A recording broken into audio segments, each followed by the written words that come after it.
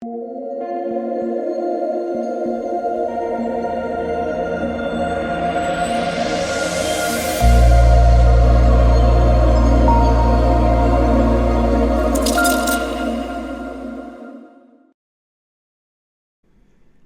what's going on, guys? DK. Back at you with another video here to break down week 1 of the NFL regular season on Draftkings. Cannot wait to talk about this slate. If you guys are new to the channel, welcome. My name is DK. I make daily videos and live stream for NBA and NFL slates on Draftkings. I just uploaded my video for the Thursday Night Football Showdown slate. Also, some big prize pools for that. We have a millionaire maker for that Showdown slate as well. So make sure to go check that one out between the Cowboys and the Buccaneers. If you're unable to watch these YouTube videos, I also upload on Apple Podcasts. I have a link down below. It's called the DKDFS Show. If you're interested in signing up for premium content, now is a perfect time. Beginning of the month, I offer an NFL package. We're going over every single show on slate. We're going over all the main slates. Super, again, excited, as I said a couple times now, for NFL to be here. For esports package includes Call of Duty and CSGO. And then NBA, as mentioned a couple times, right around the corner, only about a month away. And just going over some big wins from the preseason. I went over this in the Thursday video, but yeah, we had a really good preseason, hoping to keep this going for the regular season. So just show you guys a couple wins from members. $5 into 4,000 for preseason. We had 120 into 5,000 plus. We had Cody take down $1,000. 100 into 2,000 plus. 55 into $800. Yeah, we are again hoping to keep it rolling for the NFL regular season.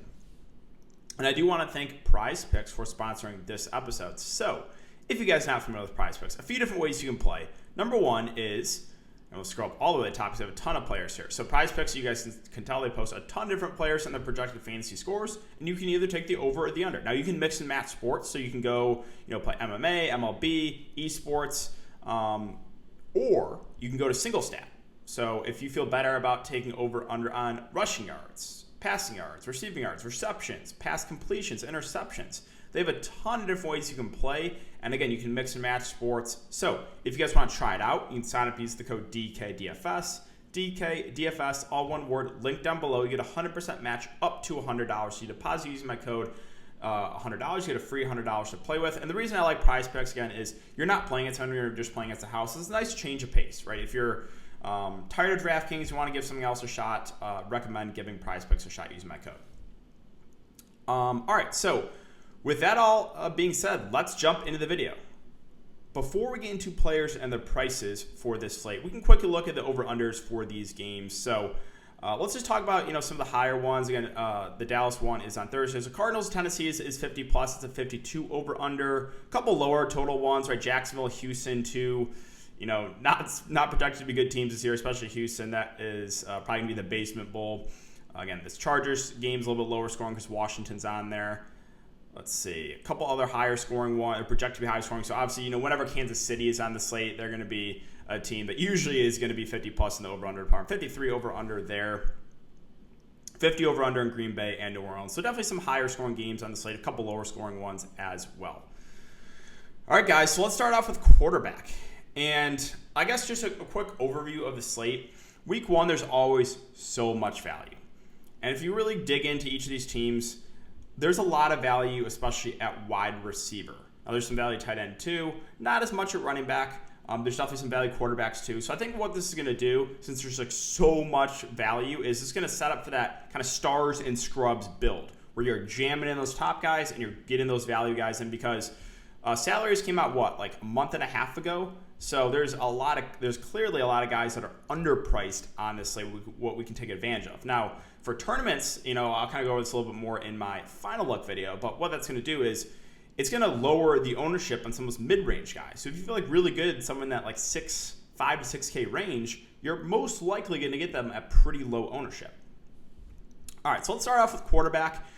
And for quarterback, usually I'm trying to target guys that have rushing upside. The reason is because they don't necessarily have to throw touchdown passes, right? Rushing quarterbacks like a Kyler Murray can go out and get you, 7-8 fantasy points alone just on the ground. So they just have a little bit of a higher floor than those guys that don't have a lot of rushing upside.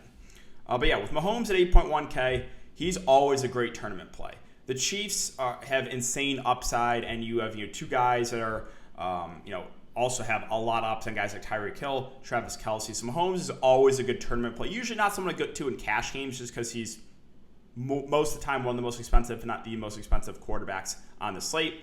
Now, Kyler Murray is a guy I'll definitely be targeting a lot this year. You guys know, I've been watching my NFL videos the last couple of years that I am very high on Kyler Murray, and we saw that rushing upside from him beginning of the year. But he was a guy that was averaging 60, 70 yards in the ground. So this offense is going to move fast. They're going to spread it out.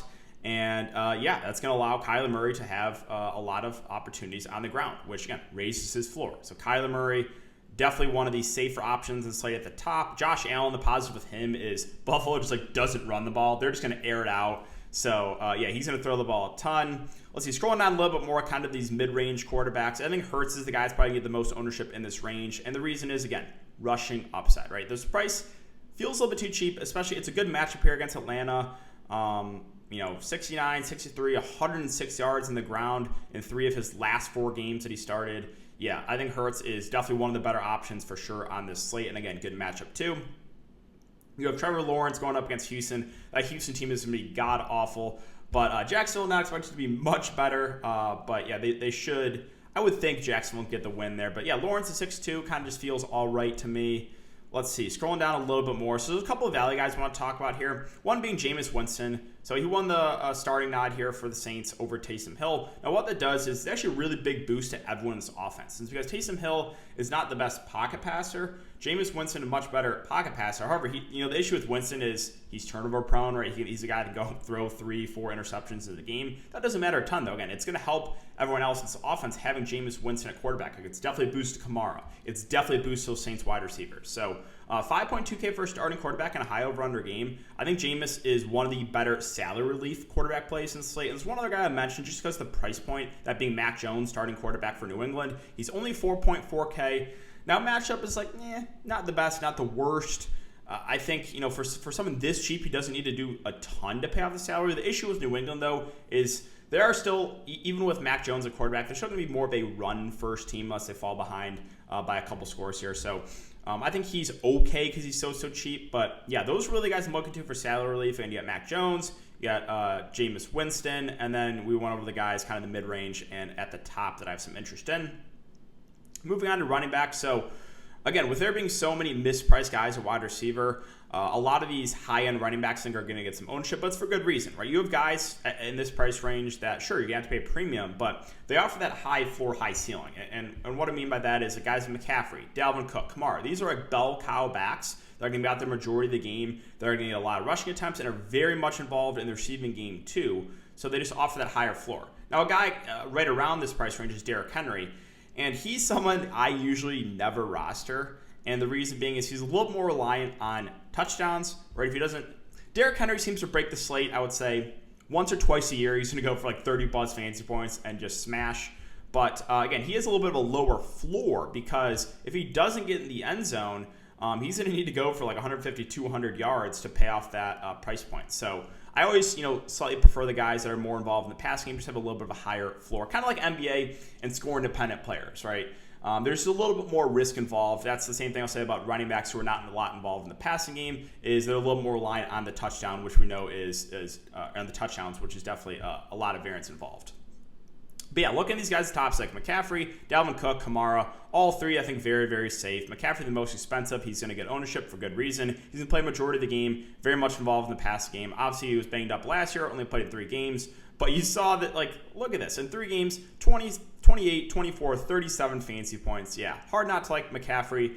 Dalvin Cook, this is a good matchup. Again, he is a bell cow back, very much involved in the pass game as well.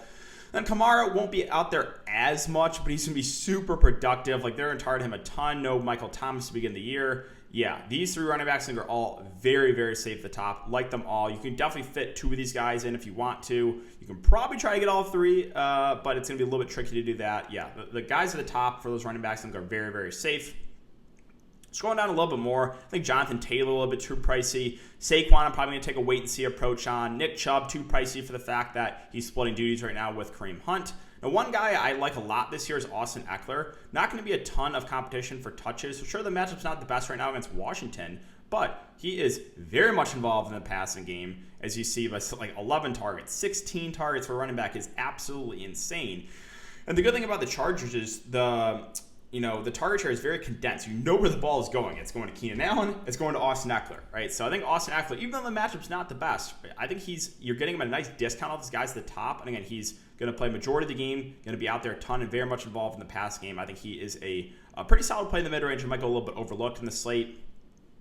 Aaron Jones, 6.8K feels like a pretty good price for him. He's not a bell cow back for Green Bay, but another guy that when he's out there, he's productive, right? He's most likely not going to get you like 20 touches, but in like 15-ish touches, he can still put up a solid game, and obviously a guy they will use in the red zone as well. Now, James Robinson at 6.4K, this is a good matchup, and a game you would think Jacksonville will be playing from ahead. Now, they do have Carlos Hyde on the roster, but I don't think he's going to be involved in a ton. So I think James Robinson is actually a pretty solid play in the mid-range. You have Joe Mixon, one of those guys that I think is going to be a bell cow for Cincinnati. The Cincinnati offense is going to be fun, young, up-and-coming team. And I think Mixon, if he can stay healthy, could have a pretty good year this year. So, yeah, no more Giovanni Bernard. There's not a lot of competition for touches. I think Mixon makes a really solid play in the mid-range. Like Najee Harris, sure, the matchup's not the best, but another guy I think is going to be a bell cow back. Right? Pittsburgh historically uses one running back as kind of a workhorse back. He's also going to be involved in the pass game. So there's some sped-up running backs I like. There's a few guys here in the mid-range, like Eckler, Jones, Robinson, Najee Harris, Joe Mixon. I think all look pretty solid. Value for running back, at least for week one, I'm probably not going to get to much here. And it's just because there's just so much good value wide receivers. So, below kind of that 6K range, I'm probably not going to roll the dice in any of these guys. And, yeah, let's move on to wide receiver. So, wide receiver at the top, guys like Devontae Adams, Tyreek Hill, Calvin Ridley, can't go wrong with any of these guys. They're all great spend-up options, viable in both cash games and tournaments, right? With Calvin Ridley, Atlanta defense not projected to be the best. They should be playing from behind a lot. That's always a plus for, wide receivers. So Calvin Ridley, Tyreek Hill, obviously involved in that high-powered offense. Devontae Adams, their clear number one guy in a 50-plus over-under as well. So, yeah, those top receivers all look really, really solid. Now, scrolling down a little bit more, kind of the upper mid-tier, got to mention, Austin Eckler, Keenan Allen is just one of those guys who's going to get a ton of targets, right? When he's healthy, he's probably going to get double-digit targets. So, Keenan Allen, Austin Eckler, even though the matchup's not the best, I think both are pretty safe options in this one. Again, now we're kind of getting to like the mid-tier, so I think this range will probably go a little bit overlooked, and it's just because there's so many good value wide receivers, which we'll get to in a sec, kind of sub 4K, I think are going to get a good amount of ownership. But there's definitely some guys with upside. Like a guy like Terry McLaurin, clear number one for Washington. I think he's a guy that has some upside. If you want to roll the dice with those Pittsburgh wide receivers, I don't hate that. Let's see. What else we got here kind of in the mid-range? Cooks, I'm probably not going to go there, but he is their clear number one guy. I just don't really trust T-Mobile, Tyrod Taylor. Let's see. Now we're getting to kind of the cheaper options. So a guy like Laviska Shenault, I think, is going to have a big year. Second year going into this offense, and is going to be involved a lot more of their slot wide receiver. But, in the preseason when he's out there, he was involved a ton. And I like the matchup here a good amount. I think Laviska Shenault makes her a pretty solid play.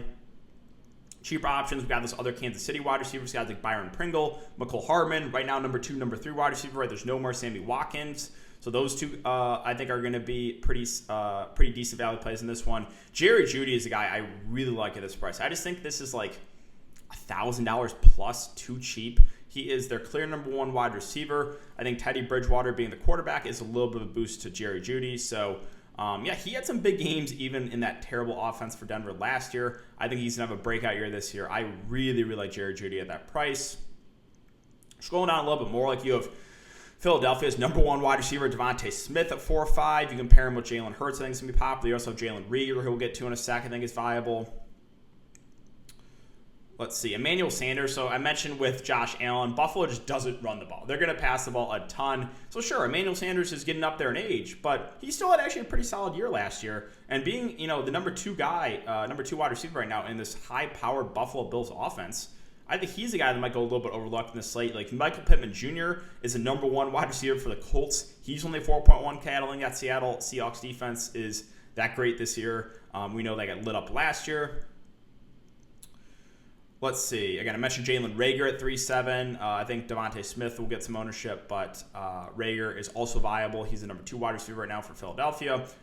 You have Zach Pascal's number 2 wide receiver for the Colts. Again, the Colts a little bit banged up wide receiver. T.Y. Hilton's going to be out for a bit. So like Pascal, Michael Pittman are going to be the top options, and they're 4.1 and 3.7K respectively. Like Jalen Waddle right now is the number 2 wide receiver for this game because there's no Will Fuller. Matchup, again, not the best, but he's 3.6K and should be out there for a majority of the game.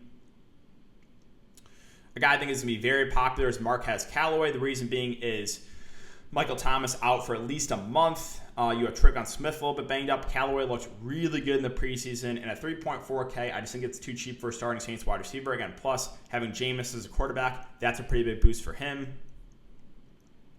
Again, Byron Pringle right now is the number 3 wide receiver for Kansas City. There's just so many options here. There's a couple other guys I want to talk about. Let's see. For the Panthers, we have Terrence Marshall Jr. is at the flat min price. He's going to be their slot wide receiver. He had a great preseason. I think he's the guy that has some upside.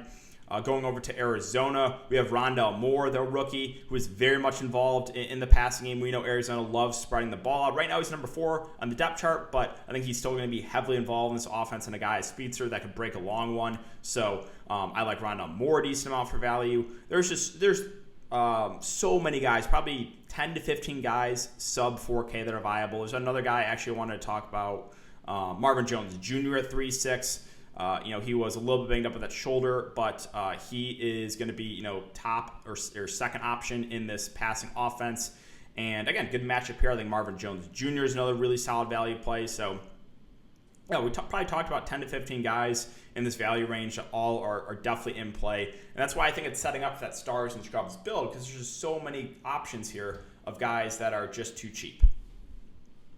All right, let's move on to tight end. So tight end, we have Travis Kelce at the top. And these Kansas City targets are always guys that are great GPP options. Now, would I go to Travis Kelce in cash games? Probably not. But he is basically a number 1 wide receiver. Like, he had an insane year last year. He's being drafted in the first round this year in fantasy drafts.